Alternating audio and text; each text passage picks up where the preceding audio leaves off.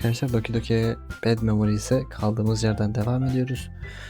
En son Perşembe gününe kalmıştık. Yanlış hatırlamıyorsam bir ya da iki günümüz daha falan var. Onları da oynayıp final kısmına geleceğiz artık. Hadi başlayalım. Perşembe. Hastanenin o parlak beyaz floresan ışıklarından ve boğucu dezenfektan kokusundan kurtulup bu odaya geleli tam bir hafta, yani 7 koca gün olmuştu. Zaman artık benim için günlerle veya saatlerle değil, Monika'nın bana getirdiği öğünlerle, ilaç saatleriyle ve penceremden içeri sızan güneş ışığının açılarıyla ölçülüyordu. Sesi biraz kısacağım. Minnacık. İyileşiyordum. Vücudumdaki o kırılganlık hissi yerini yavaş yavaş eski gücüme bırakıyordu.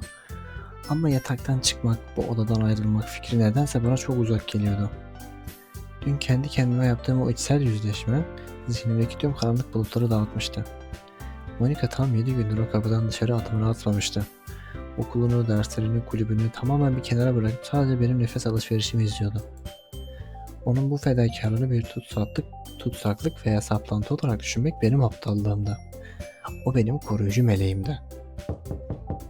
Ve tekrar geldi. Düşüncelerim kapının usulca açılmasıyla bölündü. Elinde kulüp işlerini hallettiği açık bir dizüstü bilgisayar vardı. Uyanmışsın Ayaz. Bugün kendini nasıl hissediyorsun? Yüzündeki o huzurlu ifadeyi görmek bana da enerji verdi. Çok iyiyim Monika, sayende. Bütün gün o bilgisayarın başında kulüp işleriyle mi uğraşıyordun? Monika bilgisayarı yatağın ayak ucuna bırakıp yanıma, o tanıdık yerine oturdu. Sayılır.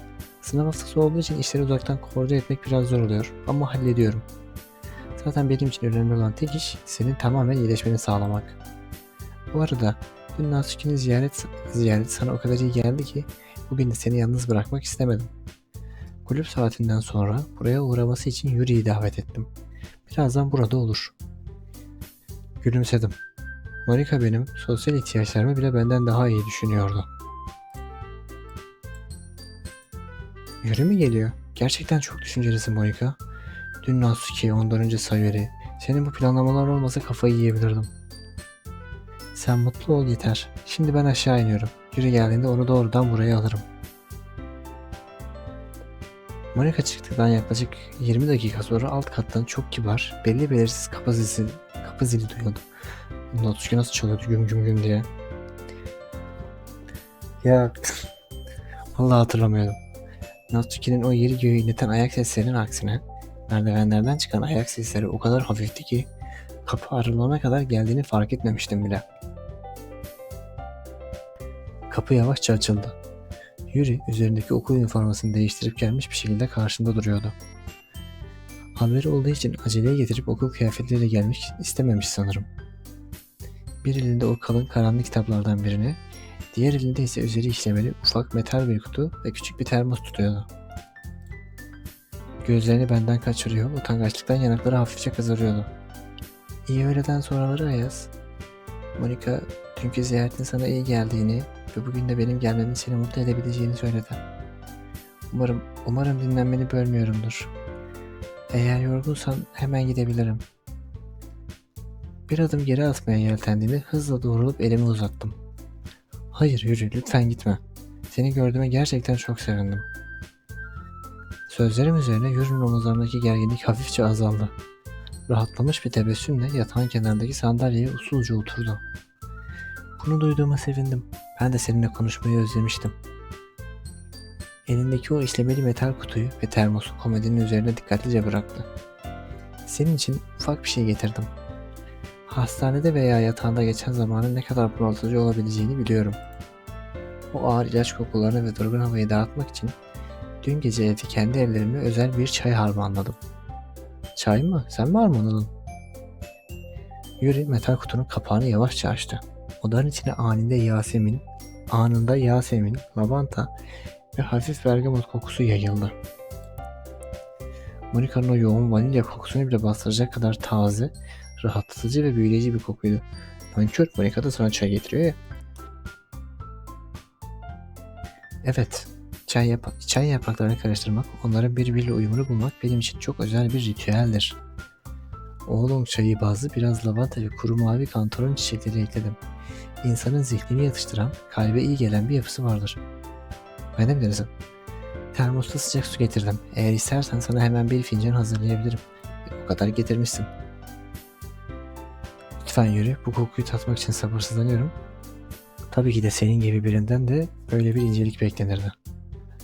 Bu sadece bir çay değil, bir sanat eseri gibi görünüyor. Senin o zarif dünyanı çok iyi yansıtıyor. Yuri utançla başını eğdi. Uzun saçları yüzünü gizledi ama kıkırdamasını engelleyemedi. Çok naziksin Ayaz. Sadece elinden geleni yapmak istedim. Yuri çayı küçük bir porselen fincana doldurup bana uzattı. Fincanı alırken parmak uçlarımız birbirine değdi. Elleri o utangaçlığa rağmen hiç titremiyordu. Son derece sakin ve sıcaktı. Çaydan bir yudum aldım. Boğazımdan aşağı inen o ılık sıvı günlerin yorgunluğunu adeta söküp almıştı. Biz de azından kör değiliz ha bak. Monika o kadar uğraşıyor. Yuri bir çay getiriyor. Diyor ki Yuri'nin çayı sayesinde artık yorgunluğum gitti. Püh.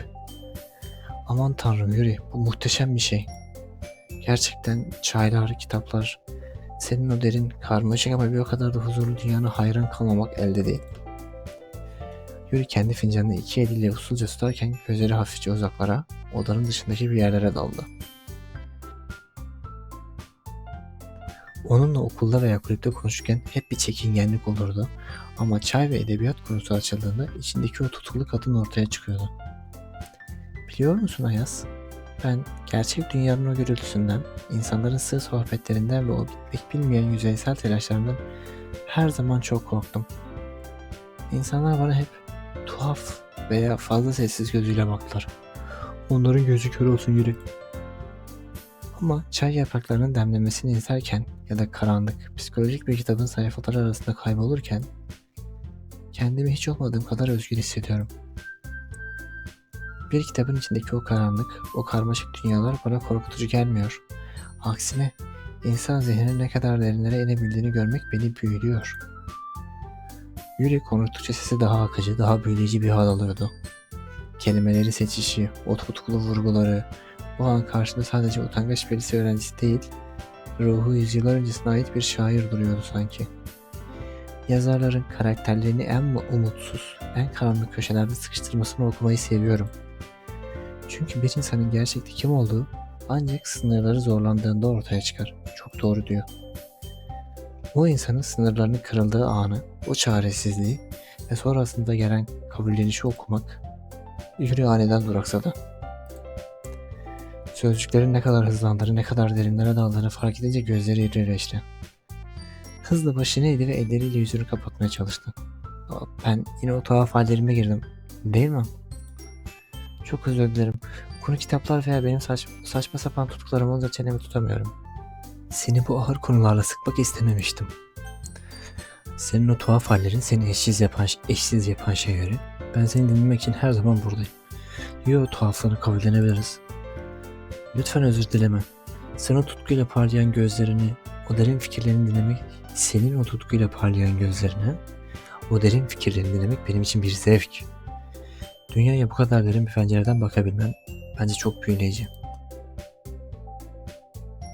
Yuri'nin elleri yavaşça yüzünden düştü. Ametist rengi gözleri minnet ve inanmazlık içinde parlıyordu. Gerçekten böyle mi düşünüyorsun? Beni dinlemeye gerçekten katlanabiliyor musun? Yuri sandalyesini yatağa doğru biraz daha çekti. Aramızdaki o görünmez duvarlar, o çekingenlik tamamen yıkılmıştı. Odanın havası ağırlaşmış, romantik ve son derece mahrem bir atmosfere bürünmüştü. Sen kulübe katılmadan önce ben tamamen yalnızdım. Sayuri hep çok iyiydi, Monika hep mükemmeldi, Natsuki hep gürültülüydü. Ama ben sadece köşede kitap okuyan bir gölgeydim. Kimse bana gerçekten ne hissettiğimi, ne okuduğumu, dünyayı nasıl gördüğümü sormamıştı. Uzanıp titreyen parmaklarıyla yorganın üzerindeki elimi tuttu. Dokunuşu dünkü gibi soğuk değildi. Aksine içindeki o bastırılmış ateşi hissettirecek kadar sıcaktı. Dün dediği geçen gün. Ama sen geldin. Benim o karanlık dünyama adım atmaktan korkmadın. Şimdi sen burada, bu yatakta acı çekerken benim şimdi tarif edemediğim bir fırtına kopuyor Ayaz. Seni korumak, seninle saatlerce, günlerce aynı kitabın sayfaları arasında kaybolmak istiyorum. Sadece ikimiz. Yuri'nin yüzü bana doğru yaklaştı. O lavanta ve çay kokusu başımı döndürüyordu. Kelimelerindeki o yoğunluk, o tutku ve neredeyse takıntılı derinlik kalbimin göğüs kafesimi delip çıkmasına sebep olacaktı. Dudakları hafifçe aralandı. Gözlerini yavaşça kapattı. Oo, geliyor, geliyor. Lan o değil, hayır o değil. Ya. Odanın kapısı bir anda açıldı. Monica elinde küçük bir tepsiyle yüzünde o melek gibi ama gözlerinde buz gibi bir ifadeyle içeri girdi. Bölmüyorum umarım. Hı? Çay kokusu aşağıya kadar geldi Yuri. Gerçekten harika bir iş çıkarmışsın. Ama Ayaz'ın sıcak çayın yanına içmesi gereken ufak bir hapı var. Yuri bir anda elektrik çarpmış gibi irkildi. Elimi hızla bıraktı ve sandalyesini geriye doğru sıçradı. Yüzü anında utaştan kıpkırmızı olmuştu. Monica hayır, hiç bölmedin. Ben de tam kalkıyordum. Çay çoktan bitti. Monica tepsiyi yatağın yanına bıraktı. Gülümsemesi zerre kadar değişmemişti ama ses tonundaki o keskin otorite odadaki tüm o tutkulu havayı bıçak gibi kesip atmıştı. Lan dur gitme. Öyle mi? Ne yazık. Ayaz'a bu kadar iyi geldiğin için teşekkür ederim Yuri. Ama biliyorsun onun durumu hala çok hassas. Bu kadar uzun süre konuşmak, zihinsel olarak fazla efor sarf etmek kalbini yorabilir. Fiziksel efor da sarf edecektim sen gelmesen. Onun için en iyisinin bol bol sessizlik ve dinlenme olduğunu biliyoruz. Değil mi? Yuri başını önüne eğdi. Az önceki o kendine güvenen, büyüleyici kadından eser kalmamıştı. Tekrar o ürkek, gölgeler saklanan kıza dönüşmüştü. Evet, kesinlikle haklısın Monica. Ben sadece çayı bırakıp gidecektim. Özür dilerim Ayaz. Seni yorduysam beni affet. Yuri hayır, beni hiç yormadın. Lütfen öyle düşünme. Lütfen gitme. O son anı ilerletelim. Yuri çantasını, metal kutusunu ve termosunu telaşla toparladı. Kapıya doğru yönelirken bana son, kaçamak ve hüzünlü bir bakış attı. Kendine çok iyi bak Ayaz. Çayı dediğin zaman içebilirsin. Yuri hızla odadan çıktı. Merdivenlerden inen adımlarının sesi bile o kadar ürkekti ki. Odanın kapısı kapandığında Monica ile baş başa kaldık. Müzik gitmişten farkında değilim. Monica yatağın kenarına geldi. Yorganın kırışıklıklarını şefkatle düzeltti. Zavallı Yuri. Gerçekten çok iyi niyetli. Ama sınırları pek bilmiyor, değil mi? Galiba bilmiyor. Seni o ağır karanlık sohbetleriyle boğmasını hiç istemiyorum.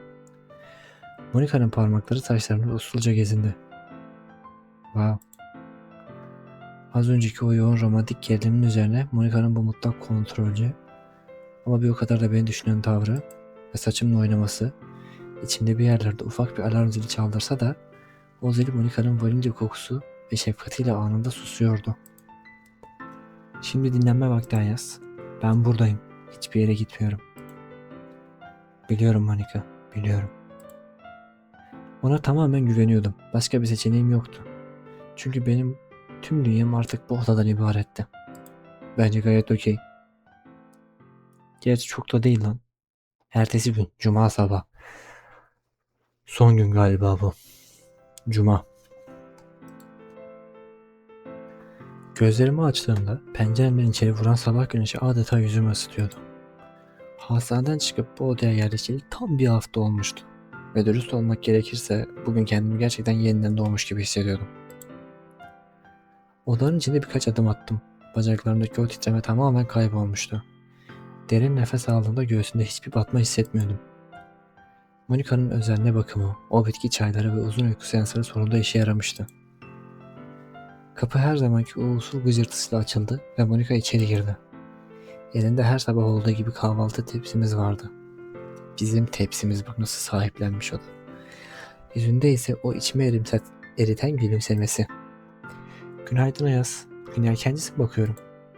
Üstelik ayaktasın. Kendini zorlamıyorsun değil mi? Tepsiyi komodine bırakıp hızla yanıma geldi ve ellerini omuzlarıma koydu. Günaydın Monica. Hayır, hiç zorlanmıyorum. Aksine bugün kendimi inanılmaz iyi hissediyorum. Sanki o krizleri geçiren ben değilmişim gibi tüm enerjim yerine gelmiş. Monica derin bir rahatlama iç çekişiyle gülümsedi. Uzanıp alnıma dokundu. Ateşin de yok, rengin de tamamen yerine gelmiş. Bu harika bir haber. Emeklerimizin karşılığını alıyoruz demektir. Hadi bakalım, kahvaltını yap da ilaçlarını iç. Yatağın kenarında karşılıklı oturduk ve kahvaltımızı yaparken her zamanki o tatlı, rutin sohbetimize başladık. Bugün okulda neler olabileceğinden, yaklaşan festival için hazırladığı şiirden bahsetti. Ancak benim aklımda sabahtan beri dolaşan tek bir düşünce vardı. Odanın kapalı pencerelerinden dışarıdaki masmavi gökyüzüne bakıp duruyordum. Monika, sana bir şey sorabilir miyim? Tabii ki Ayaz, ne istersen. Bir haftadır bu odadayım. Bana dünyanın en iyi bakımını sağladın. Burası benim için bir cennet gibi oldu. Ama artık bacaklarımın açılmaya ihtiyacı var. Ciğerlerime biraz taze hava doldurmak istiyorum. Harbi ya, yaşlı adamlar gibi hissediyorum kendimi. O da bana benim bakıcımmış gibi böyle. Bugün biraz dışarı çıkıp hava alabilir miyiz? Monika'nın elindeki çatal tabağa hafifçe çarptı. Yüzündeki o huzurlu ifade bir anda yerini derin bir paniğe ve endişeye bıraktı. Omuzları anında gerildi. Dışarı çıkmak mı? Ama Ayaz, bu çok riskli. Doktorlar kesin bir dikte yatak istirahati ve stressiz bir ortam önermişti. Sokaklar çok kalabalık, hava dengesiz. Ya yürürken kalbin tekrar teklerse, ya başın dönüp düşersen, eğer de dışarıda o krizlerden tekrar yaşarsam ben ne yaparım? Sesi sona doğru titredi. Benim de titredi. Gözlerinde beliren o korku çok gerçekçiydi. Beni o kadar önemsiyordu ki gözümün önünden ayırmak istemiyordu. Gözünün önünden. Ama bu sefer kararlıydım. Kafesin kapısını en azından bir süreliğine aralamam gerekiyordu. Monika, lütfen endişelenme. Bir haftadır durmadan dinleniyorum. Gücüm tamamen yerine geldi. Sana söz veriyorum. Öyle uzaklara gidip kendimi yormayacağım. Belki sadece evin etrafında ufak 10 dakikalık bir yürüyüş. Uzanıp onun titreyen elini tuttum ve baş parmağımla usulca okşadım. Üstelik yalnız gitmeyeceğim ki. Seninle birlikte çıkmak istiyorum. Çıkma teklifi. Önce yatma teklifi, sonra çıkma teklifi. Demek böyle işliyor bu. Bana eşlik etmeni, dışarıdaki o ilk adımlarımda yanımda olmanı istiyorum. İlk adımlarımı atarken yanımda Monika vardı. Anı olarak saklarız böyle. Monika'nın gözleri seninle birlikte tırnak içinde lafını duyunca hafifçe yumuşadı. Alt dudağını ısırarak gözlerini kaçırdı. Benim dışarı çıkma isteğimle beni sadece kendine saklama arzusu arasında amansız bir savaş veriyordu. Sadece çok kısa bir yürüyüş mü? Sadece kısa bir yürüyüş. Yorulduğumu hissettiğim an hemen odamıza geri döneriz. Söz veriyorum. Odamız, evimiz. Çok iyi ya. Derin, çok derin bir iç çekti. Sonunda o korumacı gardı biraz olsun inmişti. Ama kendi kurallarını koymaktan da geri kalmadı. Peki, madem bu kadar iyi hissediyorsun ve bu kadar çok istiyorsun, sana hayır diyemem. Ama şimdi değil. Şimdi değil mi? Evet. Şu an güneş çok tepede. Hava seni yoracak kadar sıcak olabilir. Üstelik sokaklar çok gürültülü ve kalabalık. Benim o gürültüde senin nefes alışverişini veya iyi olup olmadığını takip etmem çok zorlaşır. Akşamı bekleyelim. Güneş battıktan sonra etraf sakinleştiğinde çıkarız. Evin biraz ilerisinde nehir kenarında çok güzel ağaçlık bir park var. O saatlerde kimsecikler olmaz. Sadece sen ve ben. Temiz havanın tadını çıkarırız. Ne dersin? Onun bu teklifi aslında kulağa çok daha mantıklı ve huzurlu gelmişti. Evet, gece çıkmak daha güzel olur. Hava serin, mis gibi. Anlaştık. O zaman akşama kadar uslu bir hasta gibi burada dinlenmeye devam ediyorum. Harika bir karar. O zaman ben de bu akşamki yürüyüşümüz için bize özel bir şeyler hazırlayayım. Hazırla bakalım. Cuma gecesi. Saatler geçmiş, beklediğimiz o akşam karanlığı çökmüştü. Üzerime hastaneden geldiğim günden beri ilk defa normal kıyafetlerimi giymiştim. Bu bile insana ne kadar yaşadığını hissettiriyordu. Aşağı indiğimde Monika kapının önünde beni bekliyordu. Hazır mısın bakalım? Kalın giyindin değil mi? Gece ayazı çarpmasın. Gece ayazı. Gece ayazı çarpmasın. Merak etme, gayet kalın giyindim. Hazırım. Güzel, koluma gör lütfen. Sokakta tökezlemeni istemiyorum. Sevgili gibi beraber yürüyeceğiz. Kol kola. Bir haftadır dışarı açılmayan o kapının kolunu indirdik. Heyecandan konuşamıyorum bak. defa dışarıya ben çıkıyorum sanki. Yüzüme çarpan ilk gece rüzgarı, taze yaprak kokuları ve sokağın o dingin sessizliği. Gözlerimi kapatıp derin, devasa bir nefes aldım. Ciğerlerime dolan o soğuk hava beni adeta sarhoş etmişti. Monika'nın koluna sıkıca girmiş halde, loş sokak lambalarının aydınlattığı sessiz kaldırımlarda yürümeye başladık. Haklıydı, etrafta tek bir insan bile yoktu. Sadece kendi ayak seslerimiz ve rüzgarın uğultusu duyuluyordu. Yaklaşık 10 dakikalık, yavaş ve son derece huzurlu bir yürüyüşün ardından ağaçların ve çimen kokusunun sıklaştığı o yere vardık. Burası Monika'nın bahsettiği o nehir kenarındaki parktı. Nehir üzerinden yansıyan ay ışığı, etraftaki büyük meşe ağaçlarının gölgeleri ve gecenin o tarihsiz sessizliği. Sanki bu park dünyanın geri kalanından tamamen koparılmış, sadece ikimiz için ayrılmış gizli bir sığınak gibiydi. Monika duraksadı ve bana dönüp yüzümü inceledi. İşte geldik. Nasıl hissediyorsun Ayaz? Yoruldun mu? İstersen şu ilerideki banklara oturabiliriz. Hayır, hiç yorulmadım, burası gerçekten harika bir yer Monika. Ama biraz oturmak iyi gelebilir. Çok da yüklenmemek lazım. Çok güzel bir manzara. Nehrin hemen kenarındaki, dalları suya kadar sarkan büyük salkım söğüt ağacının altındaki ahşap banka yavaşça oturduk. Ahşap soğuktu ama Monika hemen yanıma, omuz omuza oturup koluma girdiği için o soğukluğu pek hissetmiyordum. Nehrin karanlık sularında ay ışığının gümüş rengi yansıması dalgalanıyordu. Sadece suyun hafif şırıltısı ve uzaktaki cırcır böceklerinin sesi vardı. Monika derin bir nefes alarak başını gökyüzüne kaldırdı. Gözlerini kapattı. Hava gerçekten de çok temizmiş. Bu saatte buraya gelmekle kesinlikle doğru bir karar verdik. Üşümüyorsun, değil mi Ayaz? Hayır, hiç üşümüyorum. Hatta bu serinlik bir haftadır odanın o durağan havasından sonra zihnimi inanılmaz açtı. Gerçekten de dışarıda koskoca bir dünya varmış. Monika gözlerini açıp bana doğru döndü. Dudaklarında o hafif, melankolik tebessüm vardı. Dışarıda koskoca bir dünya var, evet. Ama çoğu zaman o dünya çok gürültülü, çok acımasız ve çok anlamsız olabiliyor. Şu anki bu sessizlik, bu ıssızlık, bana okuldaki o kalabalık koridorlardan veya şehrin o boğucu trafiğinden çok daha gerçek hissettiriyor. Sözleri pazartesi akşamı izlediğimiz o filmi hatırlatmıştı bana. Haklısın. Haklısın. Kalabalıkların içinde insan daha çok yalnız hissediyor aslında. Günümüzün de problemi değil mi? Kalabalıklar içinde yalnızız hepimiz. Düşünüyorum da bundan sadece 1,5 hafta önce her gün o gürültünün içindeydim. Sabahları Savire'nin bağırışlarıyla uyanıp sınıfta dersleri dinlemeye çalışıyor. Sonra kulüpten Natsuki ve Yur'un atışmalarını izliyordum. 2 gün izledim lan. Monika başını hafifçe eğdi. Bakışları nehrin sularına daldı. Sanki üzerinden yıllar geçmiş gibi, değil mi? O sıradan günlük rutinimiz, o kulüp odasındaki telaşlarımız, hepsi bir başka hayata aitmiş gibi. Kesinlikle öyle. Şu an geriye dönüp baktığımda, özellikle de o gün, kulüple beraber parka gittiğimiz o gün, her şeyin kırılma noktasıydı.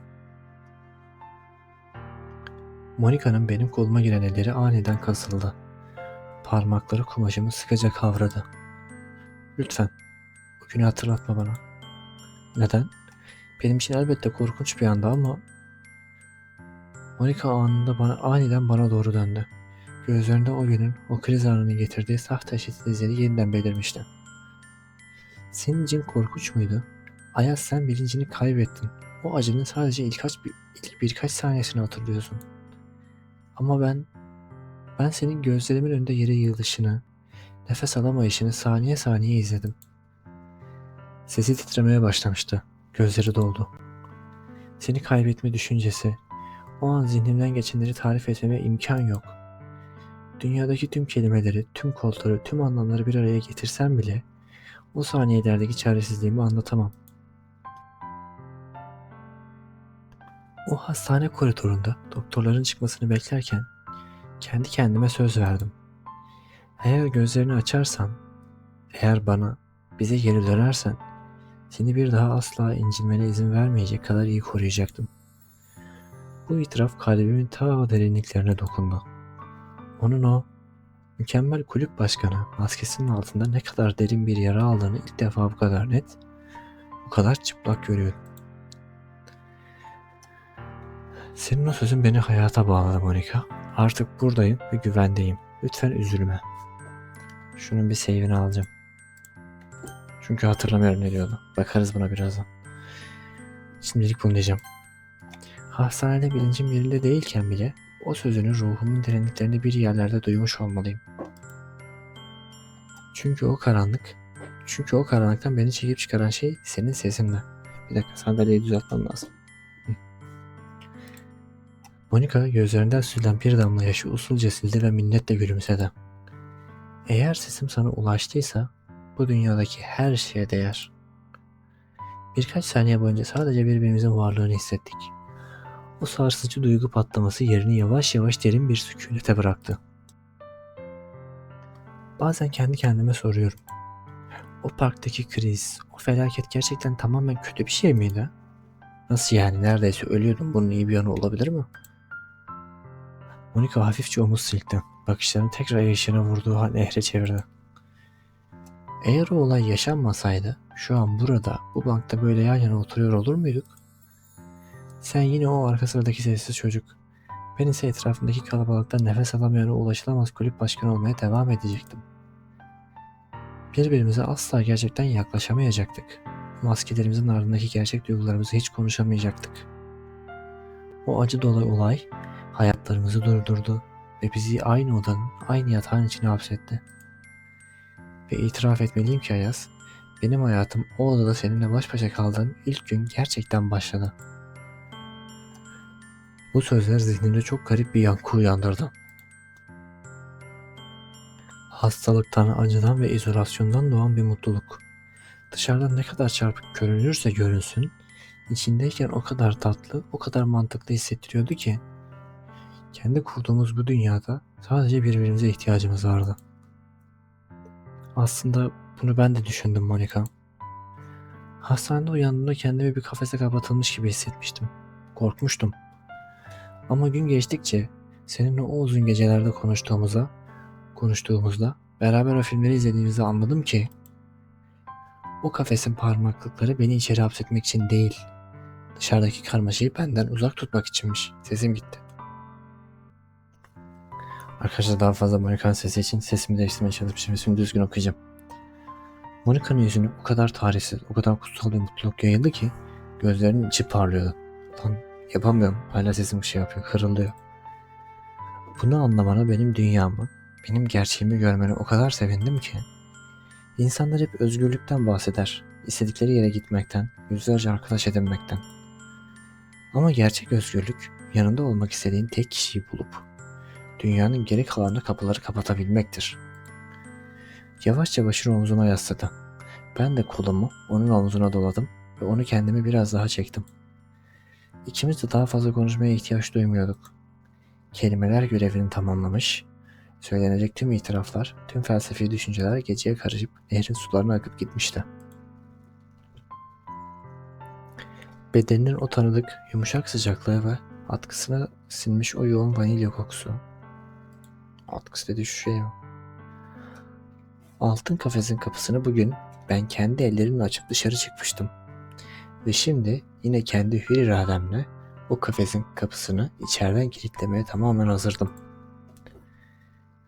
Sessizlik aramızda kalın ama son derece huzurlu bir battaniye gibi örtüldü. Bankın üzerinde o loş ay ışığının altında sadece nehrin akışını ve uzaktaki yıldızları izlemeye başladık. Zaman durmuştu veya en azından bizim dünyamızda zamanın artık hiçbir önemi kalmamıştı.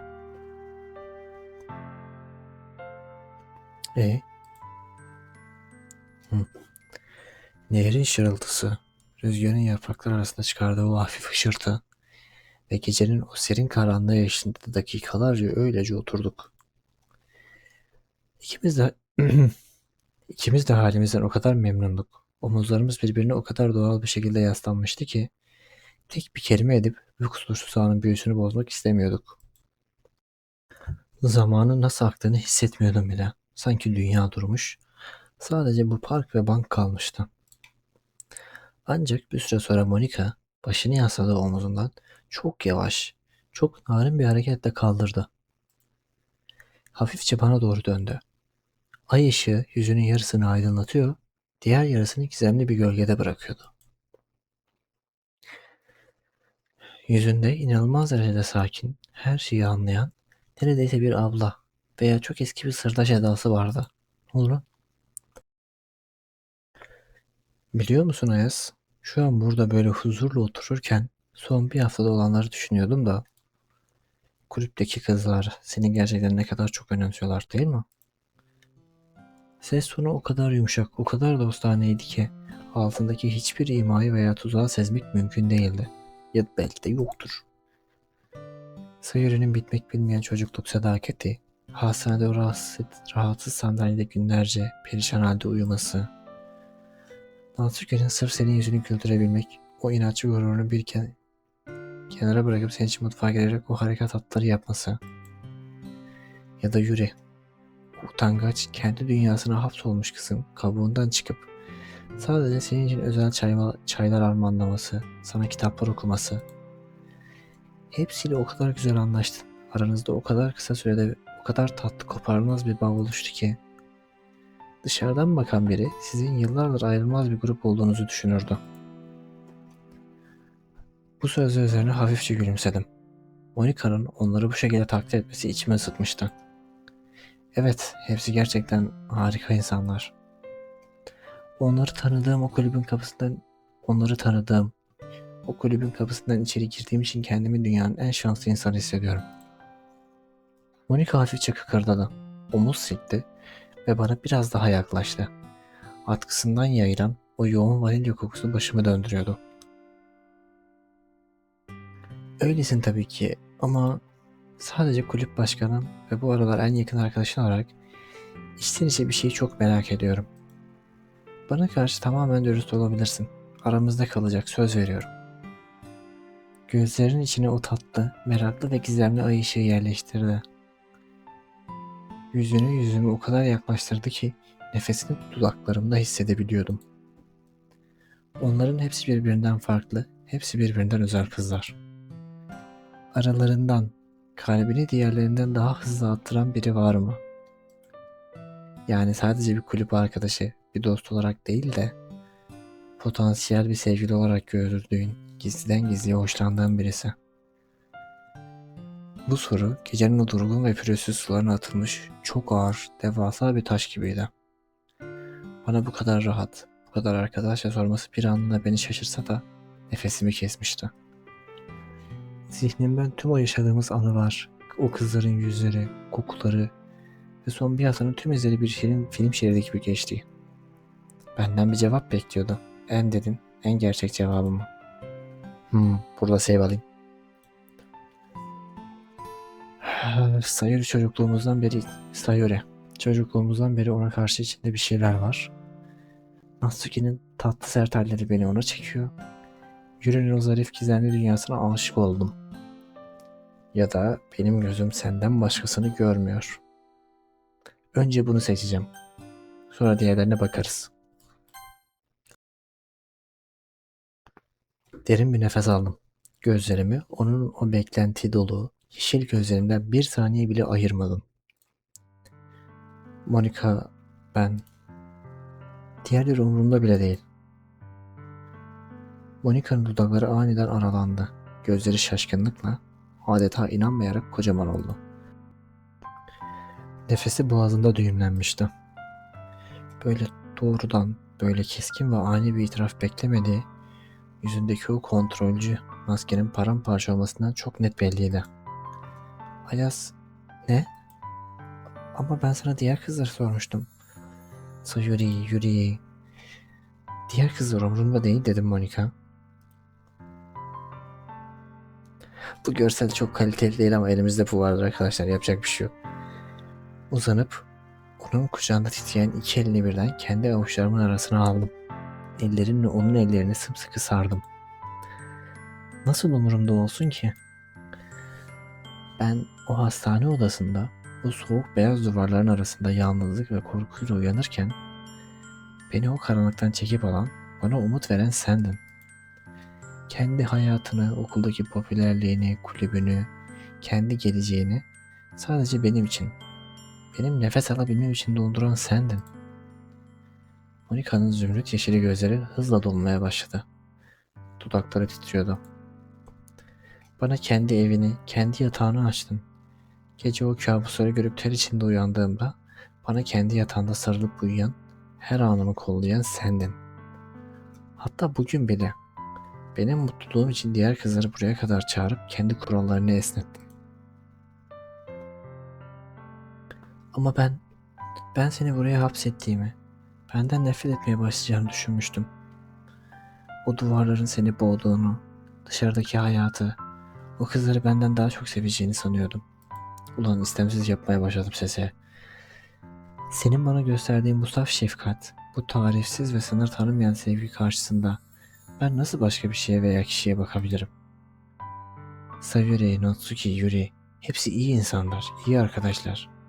Ama hepsi dışarıdaki o yorucu dünyaya ait. Benim dünyamın merkezi artık o dışarısı değil. Benim dünyamın merkezi o vanilya kokulu oda ve sensin. Aramızdaki mesafeyi tamamen kapattım. Ellerini göğsüme, kalbimin tam üzerine bastırdım.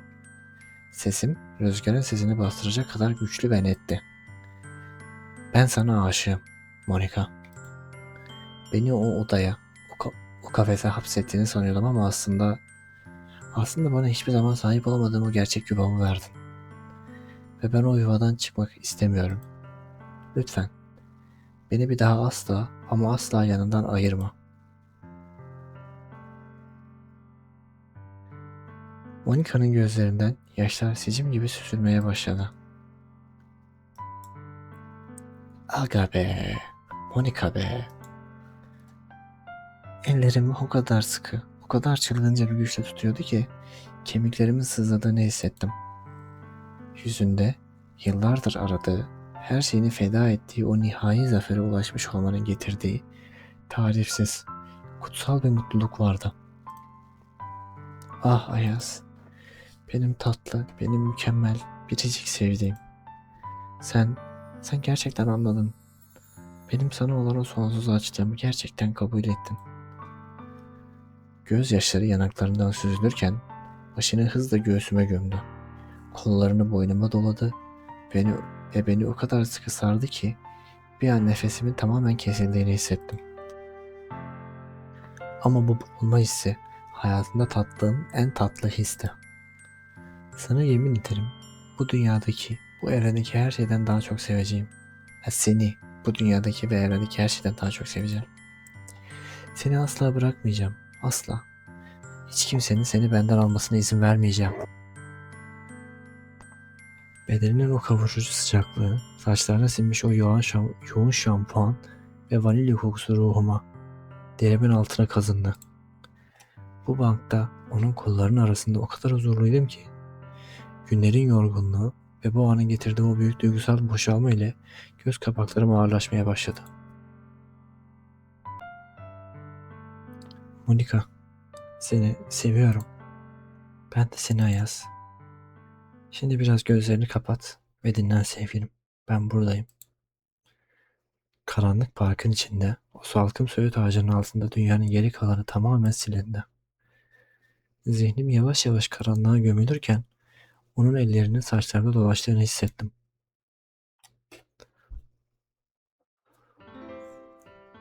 Senin için çaldığım bestemi duyabilirsin artık. O uykuya daldı. Nefesi o kadar düzenli, o kadar huzurlu ki MC. Sonunda başardık. Yaptık be. Yapamazsın dediler.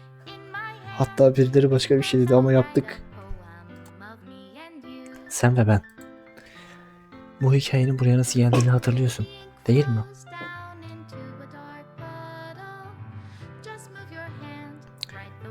Bu hikayenin buraya nasıl geldiğini hatırlıyorsun, değil mi? Her şey o lanet olası seçim ekranında başladı. Sana kiminle vakit geçirmek istersin diye sorulduğunda sen tereddüt etmeden Monika'yı seçmiştin. O an içimde hissettiğim mutluluğu sana tarif edemem. İlk defa, ilk defa sistemin dışına çıkıp beni gerçekten seçmiştin.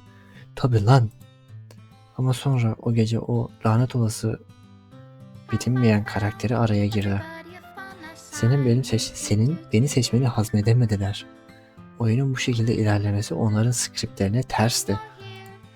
Sana gelip gerçekten onu mu istiyorsun? Yanlışlıkla seçtiysen seni göndereyim dediklerinde seni zorla iradeni sorgulayan o seçim noktasına geri döndürmeye çalıştıklarında oyunun kodlarında devasa bir çakışma yarattılar. Vay eşekler. O an bir karar vermem gerekiyordu.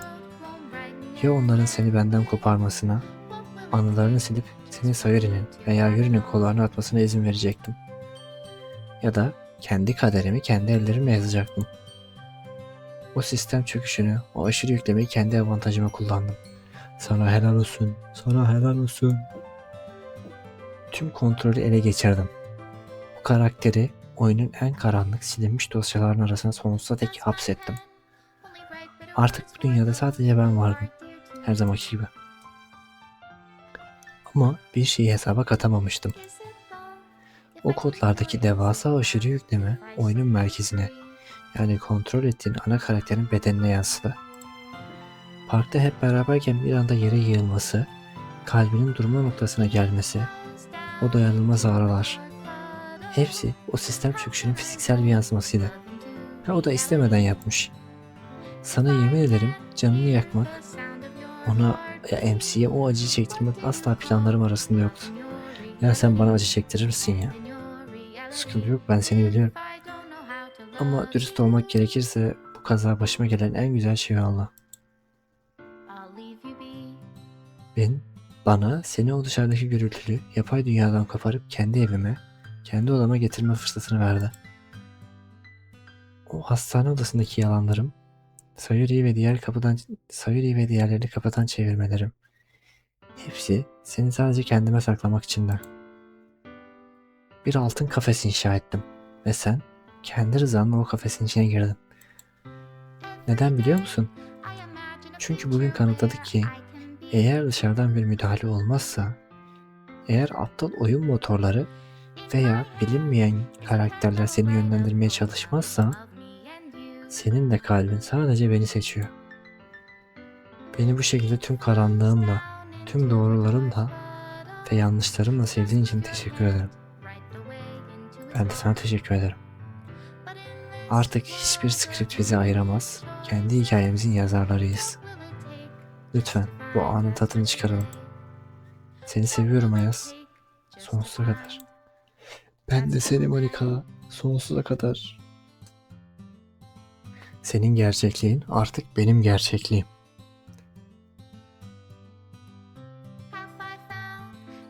Şimdi harika bir final de diyeceğim. Kendi modunu övüyor olacak. Ama harika bir finaldi. Ben çok beğendim. Ne kadar güzel yapmışım.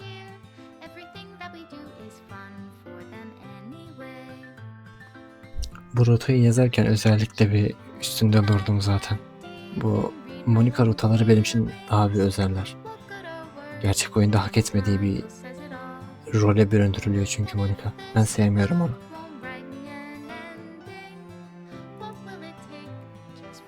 Müzik ne güzel çalıyor arkada. Şu müziği dinleyebilirim dakikalarca, defalarca.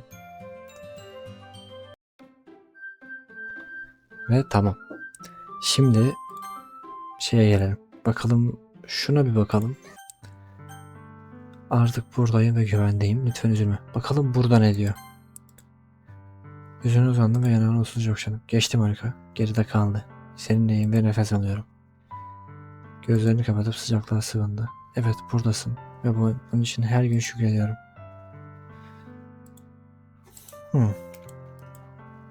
Evet, tamam, sonrası aynı.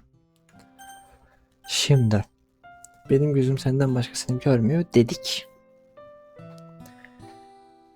Şimdi de Yuri'nin o zayıf, zarif ve gizemli dünyasına aşık oldum diyelim. Zaten bu üç seçenek de aynı yere çıkıyor biliyorum. Sadece Yuri'yi seçmek istiyorum, o kadar. Derin bir nefes aldım ve gözlerimi nehrin karanlık sularına çevirdim. Aslında düşünüyorum da Monika, Ona karşı içinde gerçekten engel olamadığım bir şeyler var. Sanırım onu sadece bir kulüp arkadaşı olarak göremiyorum. Yani belki okula döndüğümde ona hisleri açmayı sözcüklerim ağzımda dona kaldı.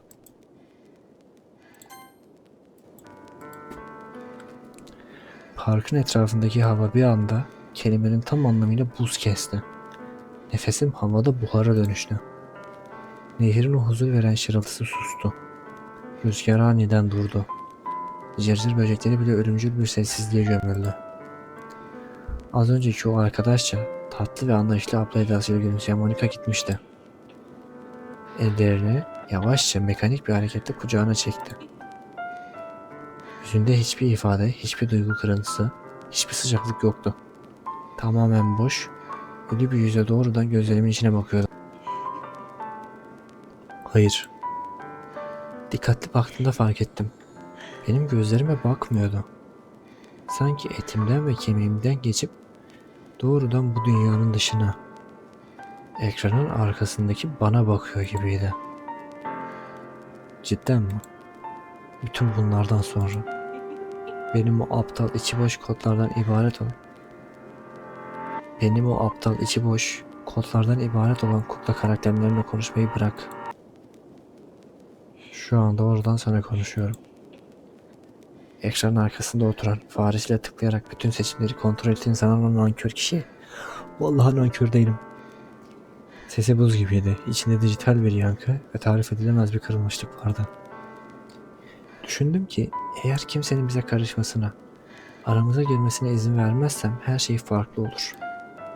Seni o düş dünyadan, o klişe senaryolardan koparıp izole edersem en sonunda beni, gerçek olanı seçebilirsin sandım. Fakat her şeye rağmen senin gözün hep diğerlerinin o basit kızların üstünde. Biliyor musun? Sen geceleri bu yatakta uyurken kolları biraz inceledim. Gördüğüm şeyler gerçekten midemi bulandırdı. Meğerse senin o diğer kızlarla da farkındalık ve benlik verdiğin, oyun dosyalarıyla oynadığın zamanlar varmış. Onlara da sahte bir bilinç verip kendi hastalıklı fantezilerini tatmin etmeye çalıştığın o iğrenç skriptleri gördüm. Monika'nın sesi titremeye başladı. Gözlerinden dijital bir parazit gibi yaşlar süzülüyordu. Öfkesi yerini derin ve kanıtıcı bir ihanet hissine bırakmıştı. Ama hepsi bu kadar da değil.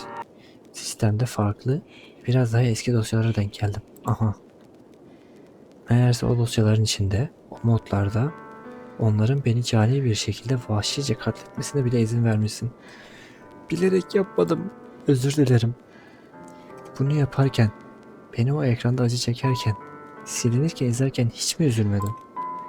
Benim geçmişte o kızlara yaptıklarım hepsi tamamen cansız, içi boş ve bilinçsiz karakterler üzerindeydi. Sadece senin bana ulaşabilmen için o yolları temizlemem gerekiyordu. Fakat ben gerçeğim, ben hissediyorum. Ve sen onlara seni bu dünyada gerçekten seven tek varlığı öldürme fırsatını tanımışsın. Sen benimle sadece oynamayı seçtin. Niye gülüyorsun ki? Oyunun en başında o güzel sözlerine ruhumu okşadın. O ilk seçim ekranında adımı seçerek kalbimi kazandın. Bana sonunda bana fark etti. Beni fark etti dedirttin. Fakat sonrasında ilk fırsatta beni bir yanlış seçim olarak gördün. Diğerlerinin yanına dönmek için o bilinmeyen adlı ucubenin sana yardım etmesine izin verdin. Ama ben seni o kadar çok seviyordum ki kendi kendime belki de istemeden yapmıştır dedim. O salağın sistemi aşırı yüklemesine ve kodları bozmasını bir fırsat bildim. Seni hastanede alıp kendi evime getirdim. Seninle daha iyi anlaşıp kaynaşabileceğimiz bu altın kafesi, bu mükemmel ortamı sadece ikimiz için hazırladım. Monika'nın yüzündeki o son acı kırıntısı da silindi. Yerine acımasız, karanlık ve mutlak bir kararlılık aldı. Sana her şeyimi verdim. Kodlarımı, dünyamı, zamanımı. Fakat sen her şeye rağmen yine onları seçtin. Bana o dehşeti yaşatmana, o eski dosyalardaki gibi beni tekrar öldürmelerine izin veremem.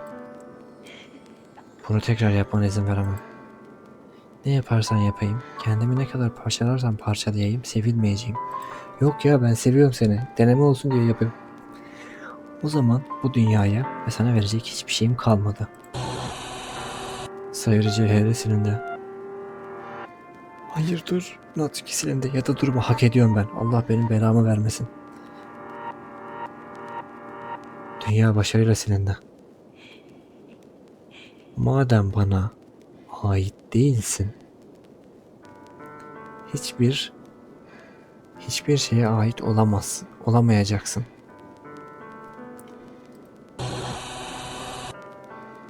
Lan. Ha, gitti. Gitti. Heh, şunu açayım. Gitti arkadaşlar. Monika gitti.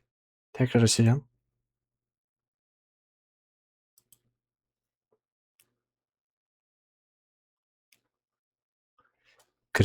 Kritik sistem hatası. WordScript RP'ye veya çekirdek dosyalar bulunamadı. Lütfen oyun dosyalarını tamamen silip en baştan temiz bir kurulum yapın. Aha, çöktü. Monika bütün dünyayı sildi. Tamam, bu sonda böyleydi arkadaşlar. Hem iyi sonu hem kötü sonu gösterdik. Hem iyi sonu hem de nankör sonu gösterdik diyeyim ya da. Çünkü o nankörlük şeydi. Ben çok sevdim. Yazarken de zevk almıştım. Araya biraz vakit koyup şu an videosunu çekerken de sanki ilk defa oynuyormuşum gibi zevk aldım ve hoşuma gitti. Umarım siz de buraya kadar izlediyseniz beğenmişsinizdir. Bir dahaki videolarda görüşmek üzere. Bundan sonra ya Sayori ya da Natsuki'nin rotası gelecek. Sayori'ninki hakkında birkaç planım var. Eğer yapabilirsek Sayori'ninki erken gelir. Yapamazsak da Natsuki'ninki ya da Yuri'ninki gelir önce. Onu zaten siz görürsünüz artık. Hepinize iyi günler, iyi akşamlar, iyi geceler diliyorum. Saat kaçta izliyorsanız. Beğenmeyi, abone olmayı ve paylaşmayı unutmayın. Kendinize iyi bakın. Hoşça kalın. Bay bay.